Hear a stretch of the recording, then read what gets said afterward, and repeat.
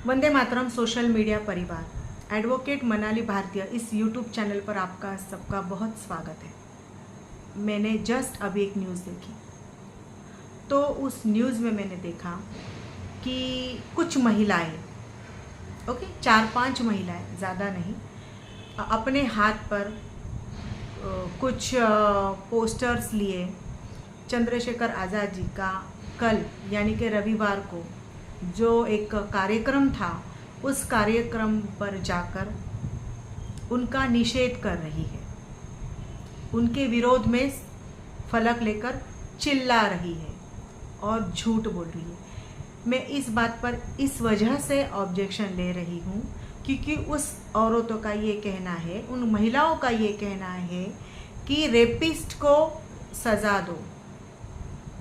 Rapist, मैंने तो ये पहली बार सुना। आज मैंने यहाँ तक सुना था कि एक कुछ बहुजन समाज से ही आई हुई एक लड़की है, युवती है, जो कि आज़ाद समाज पार्टी के जो भीम आर्मी के जो अध्यक्ष है माननीय चंद्रशेखर आज़ाद जी उर्फ रावण, इनके ऊपर कुछ वो सोशल मीडिया का, सिर्फ सोशल मीडिया का यूज़ कर इस्तेमाल कर उनके ऊपर एक आरोप लगा रही है कि उनके साथ संबंध था, उनको टॉर्चर किया है, उनको उन्होंने फंसाया है, एक्सेट्रा।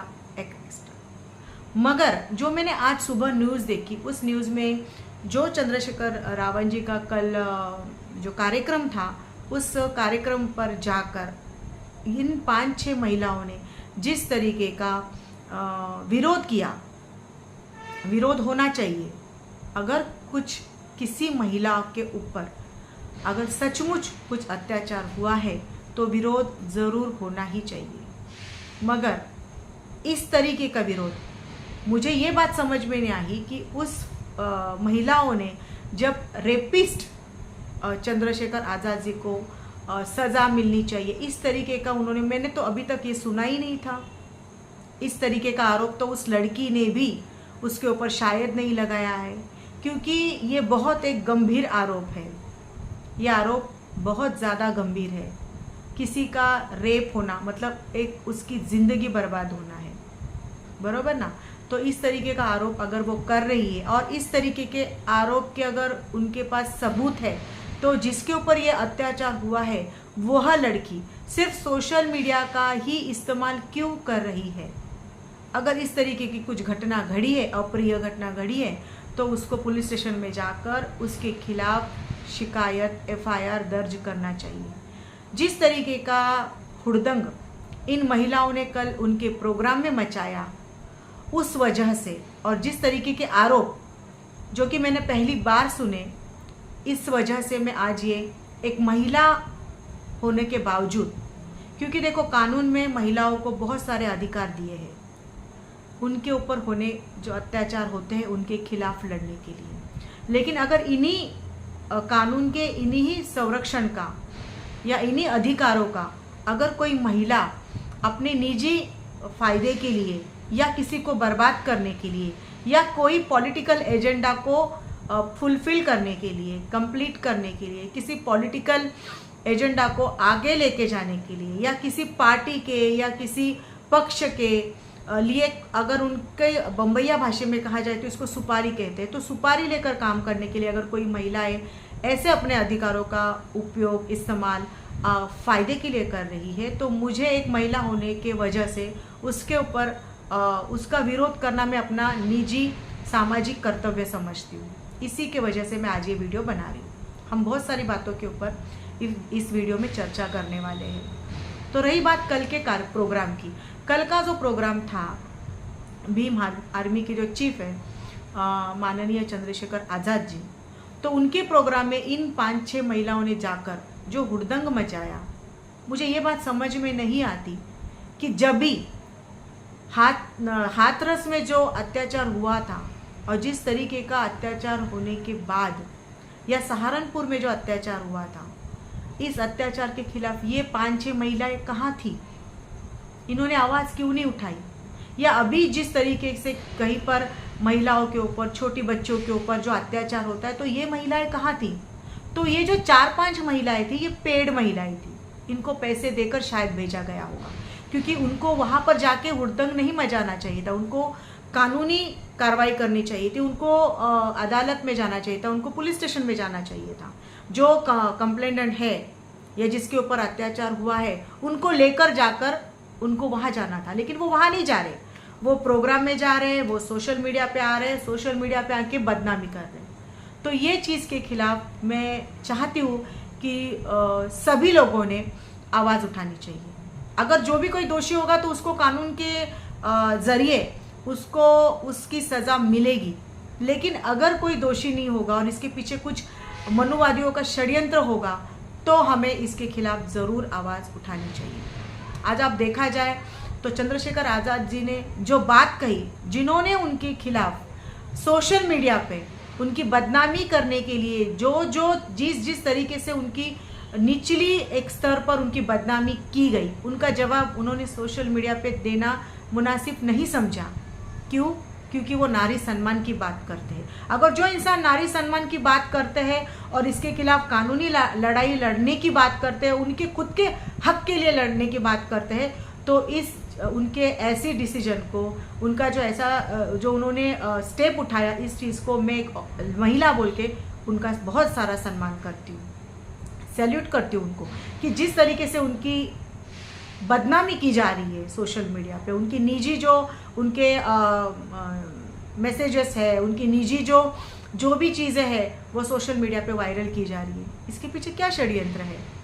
अगर कोई इंसान, कोई व्यक्ति अपने आपस में निजी कोई रिलेशनशिप रखता है, उनके निजी कोई संबंध है, उनके मित्रता के संबंध हो, भाई बंधु के संबंध हो, या कुछ भी कोई पारिवारिक संबंध हो, जो भी संबंध है उनके, अगर उस चीज़ को वो अपने फ़ायदे अनुसार अगर उसको मिसयूज़ करता है तो इस चीज़ को ऑब्जेक्शन लेना मैं अपना दायित्व, अपना कर्तव्य समझती हूँ। इस तरीके से अपनी निजी बातें को इस तरीके से सोशल मीडिया पर लाना और एक एजेंडा को फुलफिल करना, और एक पॉलिटिकल एजेंडा को फुलफिल करना, एक ऐसा नेता जो कि दलित समाज की आवाज़ है। अगर आप देखा जाए तो 2024 में नगीना क्षेत्र से सांसद चुने गए भीम आर्मी के अध्यक्ष आज संसद में अपनी दलितों की बुलंद आवाज़ है।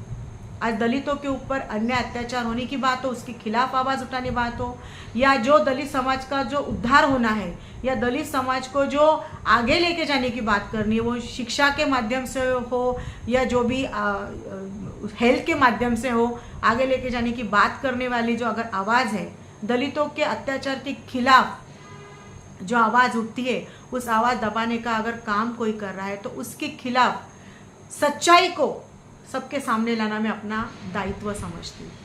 आज देखा जाए तो जिस तरीके से, मतलब एक सोची समझी साजिश, एक पूरी सोची समझी साजिश का षड्यंत्र का मैं आज मेरे इस वीडियो के माध्यम से कोशिश करूँगी आपके समोर सच्चाई रखने की। क्योंकि देखो, अगर कोई भी लड़की, ऐसी लड़की जो कि अपना PhD दलित पिछड़े वर्ग के लिए करती है, जो कि फुले शाहू अम्बेडकर जी की बात करती है, जो महामानव डॉक्टर बाबा साहब अम्बेडकर की बात करती है, वही लड़की अगर आके ये स्टेटमेंट देती है कि मुझे चंद्रशेखर आज़ाद जी ने फंसाया, यह बात बोलकर कि महामानव डॉक्टर बाबा साहब अम्बेडकर ने भी 2 शादियाँ की है। पहली बात तो अगर वो इतनी पढ़ी लिखी है, जो कि स्कॉलरशिप ले रही है, PhD कर रही है, और वो महामानव डॉक्टर बाबा साहब अम्बेडकर की बात करती है, तो उसको ये बात चंद्रशेखर आज़ाद जी ने कहने की क्या ज़रूरत है? उसके PhD में तो ये बात आई होगी ना कि महामानव डॉक्टर बाबा साहब अम्बेडकर ने 2 शादियाँ की, तो उनकी परिस्थिति कौन सी थी, कौन सी परिस्थितियों में उन्होंने शादी की? तो ये सारी बातें एक षड्यंत्र की भाग है, बस अपना किया किसी और के ऊपर थोपना है। तो यही बात मैं इस वीडियो से उजागर करना चाहती हूँ। अगर चंद्रशेखर आज़ाद जी की बात की जाए तो उन्होंने दलितों के ऊपर जो अत्याचार सहारनपुर में हुआ था, एक ग्रेट चमार का बोर्ड लगाने, जिसको बोर्ड लगाने की भी आज भी हमारे देश में जातिवाद है, आज भी हमारे देश में हम जातिवाद के शिकार हो रहे हैं। ऐसी बहुत सारी घटनाएं हो रही है जिसमें जातिवाद शामिल है। तो इसके खिलाफ अगर चंद्रशेखर जी आवाज़ उठा रहे तो उनकी आवाज़ हम दबने नहीं देंगे। आज सिर्फ एक ग्रेट चमार का बोर्ड लगाने की वजह से पूरा सहारनपुर में आपने देखा कि क्या हुआ था। और उस चीज़ को चंद्रशेखर आज़ाद जी के रूप से, उनके माध्यम से एक नई बुलंद आवाज़ इस समाज को मिली। तो इस आवाज़ को दबने का काम, या कोई दबा रहा है तो उस चीज़ को हम होने नहीं देंगे। आज देखा जाए तो चंद्रशेखर आज़ाद जी ने जी को एक, आज सुबह मैंने जब भी वो न्यूज़ देखी तो मैंने बोला कि ये औरतें क्या कर रही है, ये अपने सम्मान के या अपने अधिकारों की बात करने वाली औरत है। इस तरीके से किसी एक दलित समाज के नेता को क्यों बदनाम कर रही है, उनको रेपिस्ट क्यों बोला जा रहा है। आज सुबह मैंने देखा कि उनको आज रेपिस्ट बोला जा रहा है। अगर सपोज ऐसे कोई घटना घड़ी है या अप्रिय घटना किसी के भी साथ घड़ी है तो मैं इसका खंडन करूंगी, इसका निषेध करूंगी। लेकिन अगर इन औरतों ने अगर ऐसी कोई घटना घड़ी तो पुलिस स्टेशन क्यों नहीं जा रही है, वो अदालत क्यों नहीं जा रही है, वो ऐसे उनके प्रोग्राम में जाके ऐसे इस तरीके से हल्ला कर वो क्या लोगों को दिखाना चाहती है। लेकिन मैं आपको जनता का बहुत मैं आभार मानती हूँ कि जनता इस सब बातों को, जो इनका षड्यंत्र है, जो इनका मोटिव है, वो खुद जनता ही उसको मतलब होता नहीं सक्सेस होने नहीं दे रही है। जनता इस सब बातों से सोचती है, जनता हर चीज़ हर एंगल से सोचती है कि इस चीज़ क्यों हो रही है, इसके पीछे कारण क्या है, और जनता ही इनके षड्यंत्रों को ख़त्म कर रही है। इसके लिए मैं जनता का भी बहुत बहुत आभार मानती हूँ कि सच्चाई का साथ जनता दे रही है। तो ये आवाज़ जो है, ये आवाज़ दबाने की कोशिश कोई कर रहा है तो ये आवाज़ दबेगी नहीं, उल्टा ज़्यादा ज़ोर शोर से वो सच्चाई को सामने लाएगी। तो मैं कुछ बातें आपके साथ ज़रूर शेयर करना चाहूँगी। एक तो देखा जाए तो आपको सबको पता है कि चंद्रशेखर आज़ाद जी ने अभी तक अपने ऊपर गोलियां तक खाई है। मतलब अगर एक इंसान, एक बंदा अगर किसी भी चीज़ से ख़त्म नहीं हो रहा है और ज़ोर शोर से शेर के माफिक पूरे डट कर लड़ रहा है, अन्याय के खिलाफ, दलितों के लिए लड़ रहा है, तो वो चीज़ को किस तरीके से पहले उन्होंने गोलियां चलाई। आपको सबको ये बात पता होगी कि चंद्रशेखर आज़ाद जी के ऊपर गोलियों तक का हमला हुआ था और उस हमले से वो उभर आए और अपनी आवाज़ और बुलंद कर रहे हैं। तो एकमात्र इन मनुवादियों के पास एकमात्र अस्त्र इन्होंने जो यूज़ किया, इन्होंने जो इस्तेमाल किया, वो नारी अस्त्र यूज़ किया। नारी अस्त्र यूज़ किया, एक ऐसी लड़की का यूज़ किया जो कि खुद इस समाज से आती है। आपको सबको पता है कि इनका अंग्रेज़ों का जो डिवाइड एंड रूल जो फार्मूला है ना, ये मनुवादियों ने आगे लेके चल रहे हैं। इन्होंने भी डिवाइड एंड रूल को बरोबर वो आगे लेके चल रहे हैं। अगर देखा जाए तो आपको सबको पता होगा कि महामानव डॉक्टर बाबा साहब अम्बेडकर ने जिस वक्त वो इलेक्शन लड़ रहे, चुनाव लड़ रहे थे, तो उनके जब वे बम्बई से चुनाव लड़ रहे थे तो उनके सामने एक चर्मकार समाज का ही जो कैंडिडेट है, जो उम्मीदवार है, वो खड़ा कर दिया था।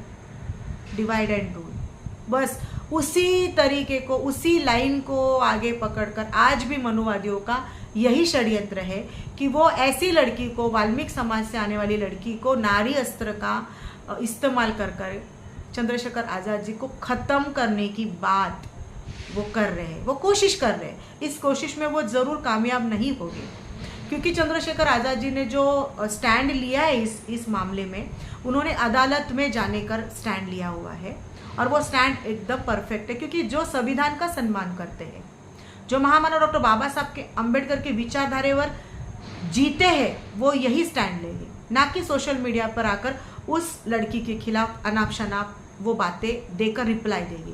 उन्होंने नारी सम्मान की बात की, वो भागे नहीं, वो डटकर सामना कर रहे। जो इंसान गोलियों का सामना कर सकता है वो नारी अस्त्र का भी सामना कर सकता है, और वही वो कर रहे हैं। इसके वजह से एक महिला होने के वजह से मैं उनको बहुत बहुत शुभकामनाएं देती हूँ और मैं चाहती हूँ कि वो ताकत से और कानून से इसका सामना करें। मुझे एक महिला बनकर मुझे यह अच्छा नहीं लग रहा है कि अपना महिला होने का इतना बड़ा मिसयूज़ कोई कर सकता है। अगर तुम्हारा किसी के साथ एक रिलेशन है तो तुमने किस तरीके से वो रिलेशन बनाया, उसकी शुरुआत कैसे की, इस षड्यंत्र की शुरुआत कैसे की, मैं आपसे ज़रूर साझा करना चाहूँगी।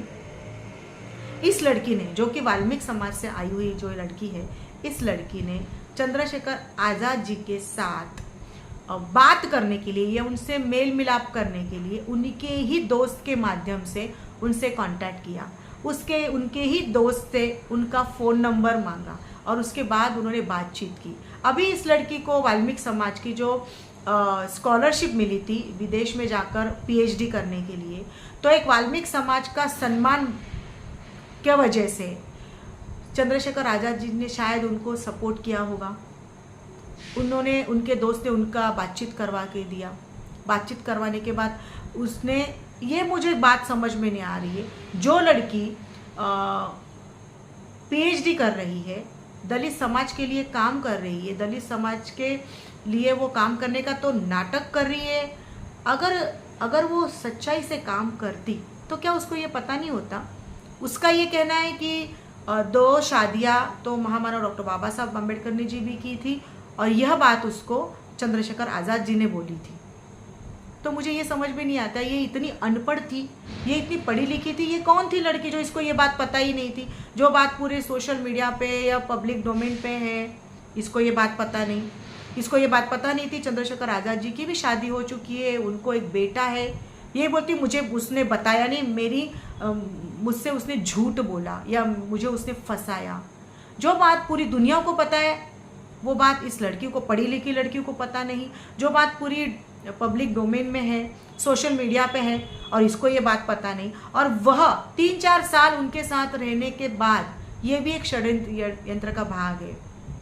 जैसे पहले ज़माने में विष कन्याएं भेजी जाती थी ना, तो आज है ना ऐसी तरीके की जो औरतें हैं ना, जो अपने औरत या अपनी महिला होने का मिसयूज़ करती है, उनको भी इस तरीके से भेजा जाता है एक सच्चाई की आवाज़ दबाने के लिए। तो इस लड़की ने अपने संबंध बनाए, बातचीत की, और जो विजन चंद्रशेखर जी आज़ाद जी लेकर चल रहे थे उस विजन में उसने अपना सहभाग देना शुरू किया। अभी एक पढ़ी लिखी लड़की जब अगर मिशन के काम के लिए, बाबा साहब के काम के लिए अगर जुड़ रही है तो हर कोई नेता अपने साथ उसको जोड़ लेगा, ठीक है। जोड़ लेने के बाद इसने जो आरोप किए हैं उस आरोप का मैं ज़रूर खंडन करूँगी। जोड़ने के बाद अगर तुम उनके साथ ये बोलते हो कि तुमको उन्होंने फंसाया, उन्होंने शादी की बोला नहीं, उन्होंने ऐसा बोला, उन्होंने ऐसे किया, तो तुम 3 साल तक अंधी थी, बहरी थी, गूंगी थी। आज अचानक तुमको सब दिखने लगा, आज अचानक तुमको सब सुनाई दे रहा है, और आज अचानक तुम अपना मुंह खोल रही हो, वो भी सोशल मीडिया पे। अगर सही में तुम्हारे साथ कुछ गलत हुआ है तो तुम्हारा काम है जाकर उसकी लीगल उसके ऊपर एक्शन लेने के लिए। जो चीज़ तुमको संविधान पे विश्वास नहीं है, तुमको संविधान पे विश्वास रखना चाहिए, मगर तुम एक आरएसएस का एजेंडा फॉलो करने वाली लड़की जो इसने चोला पहना है बहुजन समाज का, मैं काम कर रही हूँ, बहुजन समाज के लिए मैं लड़ रही हूँ, ऐसे तुम्हारी नाटक नौटंकी तभी पता चली जब तुमने जय श्री राम के नारे लगाए। ज़रूर लगाने चाहिए, कोई गलत बात नहीं, लेकिन अगर तुम किस चीज़ का विरोध कर रही हो ये दिखा के ऐसे नारे लगाओगे तो वो गलत है। महामानव डॉक्टर बाबा साहब अम्बेडकर ने हर जाति धर्म को अपने जाति धर्म का रिस्पेक्ट करना चाहिए, ये बात संविधान में लिखी गई है। ये बात उन्होंने संविधान में दी गई है कि हर लोगों को, हर जाति धर्म को सम्मान करना चाहिए। हम भी करते हैं, लेकिन इस तरीके का मतलब तुम जो एक एजेंडा है तुम्हारा कि आज भारत देश को तुमको सिर्फ हिंदू राष्ट्र बनाना है। इस भारत देश में हर जाति धर्म के लोग हैं, ये भारत को भारत ही रहने दो। और महामानव डॉक्टर बाबा साहब अम्बेडकर बोले थे, मैं शुरुआत ही भारतीय हूँ, अंत ही भारतीय हूँ। अगर उनकी विचारधारा पे चलने वाले लोगों को तुम जबरदस्ती उनके साथ ऐसे षड्यंत्र करोगे तो इस चीज़ को तुमको कानून से इसका जवाब जरूर दिया जाएगा। तो इस लड़की ने इस तरीके के नारे दिए। नारे देने के बाद यहाँ पर वो बाबा साहब की भी बात करती है। इसका ये मतलब ये खुद एक एजेंट है। इसने इस एजेंट का पर्दाफाश मैं आगे वीडियो में करने वाली हूँ। इस एजेंट को एक प्लांट किया गया है, एक बुलंद, एक मजबूत दलितों की आवाज़ दबाने के लिए। ये वीडियो मैं उसी के लिए बना। मैं कोई पार्टी की, उनकी कोई फॉलोवर नहीं हूँ। मैं मैं भी सिर्फ एक भारतीय हूँ और मुझे ऐसे लगता है कि दलित पिछड़े वर्ग में जो अत्याचार हो रहे हैं और उस अत्याचार के खिलाफ जो बुलंद आवाज़ है, उस आवाज़ को अगर कोई षड्यंत्र करके दबाने की या ख़त्म करने की कोशिश कर रहा है, तो मुझे मेरा दायित्व बनता है, एक भारतीय बोल के मेरा दायित्व बनता है कि मैं अपनी बात रखूं, और मैं अपनी बात रखने की कोशिश कर रही हूँ। और जिस तरीके से कल रात को रविवार को उनके प्रोग्राम में जाकर कुछ महिलाओं ने इस तरीके का उनको रेपिस्ट बोलकर जो उनका विरोध किया, उस चीज़ को मैं खंडन करती हूँ, क्योंकि ये बहुत गंभीर आरोप है। और इस गंभीर आरोप को इस तरीके से सोशल मीडिया पर सिर्फ अपना किसी को बदनाम करने के लिए अगर कोई ऐसी तरीके के नाटक कर रहे हैं, तो ऐसे तरीके का अगर एक्ट कर रहे हैं, तो उसके खिलाफ हर किसी ने आवाज़ उठानी चाहिए।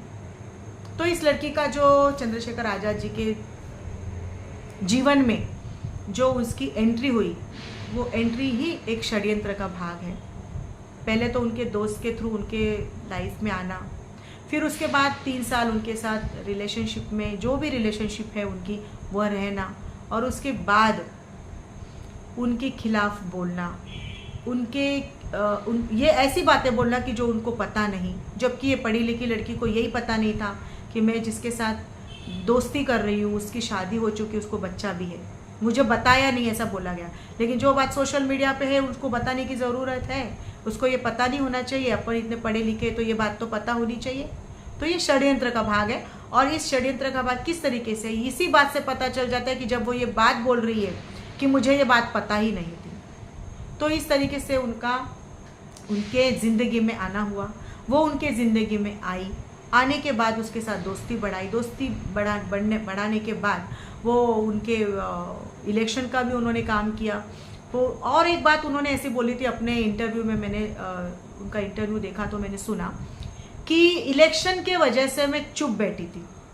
ये क्या मतलब है? जब मतलब तुम्हारे ऊपर अगर अन्याय हो गया तो तुम जब भी चाहो तभी चुप बैठोगी, जब भी चाहो तब तुम आके सोशल मीडिया पे उनकी बदनामी करोगी। इसका क्या मतलब होता है? कोई जनता पागल है? जनता को ये बात समझ में नहीं आती? तो जनता बहुत होशियार है, जनता को ये सारी बातें समझ में आती है।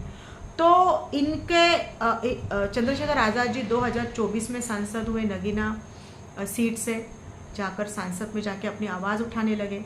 मैंने एक वीडियो देखा था, उसमें जब भी चंद्रशेखर आज़ाद जी सांसद में अपनी बात रखने के लिए खड़े हुए, तब बहुत सारे लोगों ने रुमाल निकालकर अपना पसीना पोंछा था। ये वीडियो मैंने देखा था, तभी मुझे बहुत अच्छा लगा कि नहीं, ये कोई बुलंद आवाज़ है, अभी ये आवाज़ उठेगी, ये शेर की दहाड़ संसद में सुनाई देगी, और सुनाई देने लगी। लेकिन वहाँ पर भी मैंने देखा था, वहाँ पर भी उनकी आवाज़ हर किसी को 4 मिनट, मुझे उनकी बात रखने के लिए हर किसी सांसद को 4 मिनट दिया जाता है, लेकिन उनको 4 मिनट भी दे नहीं रहे थे।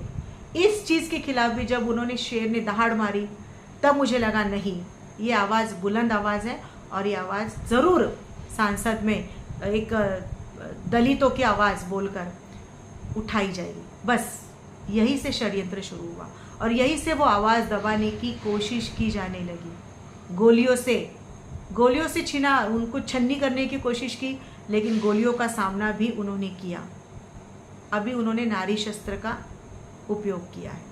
अब ये नारी शस्त्र का इस्तेमाल करके उनको ख़त्म करने की बात की जाती है। ये बात मैं क्यों बोल रही हूँ? क्योंकि इसके कुछ सबूत मेरे पास भी आए हैं, और इस वजह से मैं अपनी बात आपके सामने रख रही हूँ। तो ये इनको मानसिक तनाव, सामाजिक तनाव, राजनीतिक तनाव देकर, क्योंकि कोई इंसान अगर गोलियों से या लाठियों से भी डर नहीं रहा है, तो बस उसका चारित्र हनन करो। बस चारित्र हनन करेंगे तो वो डरेगा, चारित्र हनन करेंगे तो वो खत्म होगा। और नारी शस्त्र का उपयोग कर यही चीज़ कर रहे हैं। अगर मैं तुमसे एक बात और साझा करना चाहती हूँ कि अगर तुमको पता होगा कि बाबू जगजीवन दास को जब भी प्राइम मिनिस्टर बनने का मौका मिल रहा था, तभी उनके बेटे के भी कुछ ऐसे फोटो या मतलब पब्लिकली पब्लिश किए गए, जिनकी वजह से एक दलित समाज का नेता अगर प्राइम मिनिस्टर बन रहा है, बाबू जगजीवन दास प्राइम मिनिस्टर के रेस में सबसे आगे थे, तभी भी उनको बदनाम किया गया उस टाइम में भी। और उसके बाद प्राइम मिनिस्टर कांग्रेस के बन गए, कांग्रेस के दूसरे नेता, आई थिंक मेरे साथ इंदिरा गांधी जी बन गए। तो सोचो, मतलब दलित समाज का अगर कोई भी इंसान आगे आता है तो बस उसको ख़त्म करो, उसको गोलियों से ख़त्म करो, गोलियों से लाठियों से ख़त्म नहीं होता है तो उसको बेइज्जत करके ख़त्म करो। बस यही चीज़ आज भी चल रही है, यही बात, इसके वजह से मुझे वो चीज़ याद आई, इसके लिए मैंने वो बात आपसे साझा की। तो आज भी वही हो रहा है, आज भी चारित्र हनन करने का काम किया जा रहा है। अगर सही में उस लड़की के साथ कुछ भी चीज़ गलत हुई है तो उसको कानूनी लड़ाई लड़नी चाहिए, लेकिन उसके कुछ सबूत ऐसे मिले हैं जो जिससे ये साबित होता है कि उसने सिर्फ बदनाम करने के लिए और पॉलिटिकल सोशल करियर ख़त्म करने के लिए, आवाज़ ख़त्म करने के लिए ये सब चीज़ें की है। तो ये एक सुसाइड करने का कोशिश करती है ये लड़की। 8 जून 2024 को ये सुसाइड का कोशिश करती है और व्हाट्सएप में मैसेज करती है। तो उसका मैसेज क्या है? तुम्हें बर्बाद करना ही मेरा मकसद है।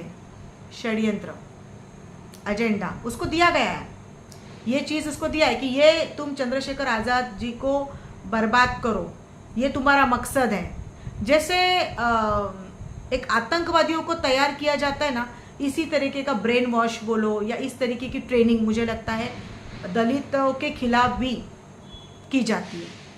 इस लड़की ने मैसेज क्या किया व्हाट्सएप पर कि तुम्हें बर्बाद करना ही मेरा मकसद है, मैं किस हद तक जा सकती हूँ तुम्हारी राजनीति खत्म ना कर दी तो कहना, सबसे पहले इस नागिन को खत्म करूँगी, तुम्हारी जीत को हार में ना बदल दिया तो कहना, समाज तुम्हें सबसे बड़ा विलन मानेगा। षड्यंत्र, मतलब इसको ये काम दिया गया है कि समाज में जो अभी हीरो के, समाज जिस इंसान को ही अपना आइडियल समझ रही है, जो पूरा यंगस्टर्स उसको अपना हीरो समझ रही है, जो एक बुलंद आवाज़ है, इस चीज़ को तुम ख़त्म करो, इसको विलन बनाओ, ये काम दिया गया। ये उसने मैसेज व्हाट्सएप किए गए, ये व्हाट्सएप के प्रूफ है। इस प्रूफ से साबित होता है कि इसको ये विलन बनाने का सुपारी दिया गया है कि चंद्रशेखर आज़ाद जी को विलन बनाओ, समाज का विलन बनाओ, वो समाज का हीरो है, समाज का विलन बनाओ। तो ये काम दिया गया होगा, ये साबित होता है उसके व्हाट्सएप से। उसके बाद उसने 11 नवंबर 2024 को डिमांड किया, पैसे का डिमांड कर दी और एक कार की डिमांड कर दी। वो कार की डिमांड, पैसों की डिमांड, क्योंकि अगर ऐसे धमकी दी जाती है किसी को कि मैं तुम्हारे परिवार को ख़त्म कर दूंगी, तुम्हारा बदनामी करूँगी, तुमको बर्बाद कर दूंगी, तुमको विलन साबित करूँगी, अगर इस तरीके के बदनामी के मैसेजेस या परिवार को ख़त्म करने की बात अगर कोई करता है तो कोई भी इंसान थोड़ा सा तो उस बात के लिए परेशान हो जाता है। तो उसको फिर डिमांड की गई उनके पास पैसों की डिमांड करने के बाद उस डिमांड को पूरी करने के लिए उन्होंने, देखो अगर दबाव है और किसी को हेल्प करना है तो उसके हिसाब से उन्होंने 6 अप्रैल 2023 को उनके दोस्त के अकाउंट में 3 लाख ट्रांसफ़र किए। उसके बाद 25 नवंबर उनके घर पर 5 लाख रुपए दिए। इसका ये मतलब होता है कि इस लड़की के साथ, ये लड़की अकेली नहीं है, इस लड़की के साथ इसके घर वाले भी शामिल है इस षड्यंत्र में, इस ब्लैकमेलिंग में, इस बदनामी में, क्योंकि घर में भी जाकर 5 लाख रुपए दिए गए। उसके बाद 14 दिसंबर ISBT बस स्टॉप पे 5 लाख दिए गए। और उसके बाद उसके भाई ने, उस लड़की के भाई ने 3 फरवरी 2025 फरवरी, मतलब 4 महीने पहले, अभी 4 महीने के बाद उसने बदनामी की। मतलब देखो 4 महीने पहले तक, 3 फरवरी तक इसने अपनी फीस भरने के लिए अपने भाई के थ्रू भी पैसे मांगे थे। और उसके बाद फिर उसने, मनुवादियों ने इसको अच्छे खासे पैसे दिए होंगे कि चलो अभी बदनाम कर दो, अभी तुमने जो जितने पैसे उससे ब्लैकमेल करके लेना है ले लिए, अभी हम तुमको पैसे देते, तुम अभी इनको बदनाम करो। और घर वाले भी इस सब चीज़ में शामिल। तो ये चीज़ बहुत गलत हो रही है और इस गलत चीज़ का किसी को भी सपोर्ट करना नहीं चाहिए। और मैं तो चाहूँगी कि देखो, आज दलित नेताओं को मैं इस वीडियो के माध्यम से बहुत विनती पूर्वक कहना चाहती हूँ कि अगर ऐसी दलित नेता के साथ इस तरीके का व्यवहार कोई कर रहा है या इस तरीके का षड्यंत्र, निचली स्तर का षड्यंत्र अगर कोई कर रहा है, तो हम सबको एक होना चाहिए, क्योंकि डिवाइड एंड रूल चल रहा है। आज हमारी इतनी बड़ी ताकत है, हम बहुजन समाज इतने बड़े ताकत से है, लेकिन फिर भी हमारे ऊपर आज अत्याचार हो रहे। इसकी वजह सिर्फ एक ही है कि हमारे नेताओं में जो फूट पड़ी है, हमारे नेताओं जो एक इधर एक उधर ऐसे होने की वजह से हो रही है। बोलते हैं ना कि भीम के लगते जिगर, आधे इधर आधे उधर, तो ये बहुत गलत बात है। ये अगर अच्छा गीत बहुत अच्छा है, लेकिन मैं इस गीत से सहमत नहीं हूँ। इसका म्यूजिक अच्छा है, लेकिन इससे बात से मैं सहमत नहीं हूँ, क्योंकि भीम के लगते जिगर, आधे इधर आधे उधर, ये कोई बात नहीं है। ये बात होनी नहीं चाहिए, और इसी बात का फायदा मनुवादी उठाते हैं। तो जो बातें मैंने अभी आपको कही, तो ये बातों के वजह से इस तरीके का अगर एक्ट, इस तरीके का बर्ताव अगर उस लड़की ने किया है, तो ज़रूर इस लड़की के ऊपर मानहानि का जो मानहानि के कानून के तहत 356, एक्सटॉर्शन के 6 खंडनी के तहत 308 और 351 जो जिस तरीके का एक्ट इन्हें किया है बीएनएस के तरफ से, इसके ऊपर जो है कानूनी कार्रवाई हो सकती है, और ये कानूनी कार्रवाई ज़रूर होगी। क्योंकि कैसे है ना कि ये सोशल मीडिया पर आकर इस तरीके का किसी का भी कैरेक्टर को बदनाम करना, ये अभी एक फैशन हो गया है। कोई भी आता है सोशल मीडिया पे आकर किसी की भी बदनामी करता है, लेकिन इस चीज़ का अभी पब्लिक या जनता को सोचना चाहिए कि इस तरीके से आकर अगर कोई सोशल मीडिया पे आकर किसी की बदनामी करता है, तो इसके पीछे क्या कारण है। एक छोटा सा सवाल है, खुद को अपने आप को पूछना चाहिए कि अगर कोई भी इंसान सोशल मीडिया पर आकर किसी की भी बदनामी करता है, तो वो क्यों करता है। ये क्यों का सवाल अपने आप को पूछना चाहिए, जवाब तुमको खुद से मिलेगा। तो मैं ज़रूर चाहूँगी कि ये वीडियो को ज़्यादा से ज़्यादा तुम लाइक करें, शेयर करें, और अगर कोई चंद्रशेखर आज़ाद जी की आवाज़ दबाने की कोशिश कर रहा है, तो इस कोशिश को आप कामयाब मत होने देना। अगर उस लड़की के ऊपर सही में अत्याचार हुआ है, तो उसे भी पूरा हक है, उसको भी न्याय मिल सकता है। लेकिन अगर वो लड़की गलत है, वो लड़की षड्यंत्र का एक भाग है, या उस लड़की ने मनुवादियों से सुपारी लेके काम कर रही है, तो इस चीज़ का विरोध भी होना चाहिए। तो इस वीडियो को ज़्यादा से ज़्यादा लाइक करें, शेयर करें, और सच्चाई का साथ दें। जय भीम, जय भारत।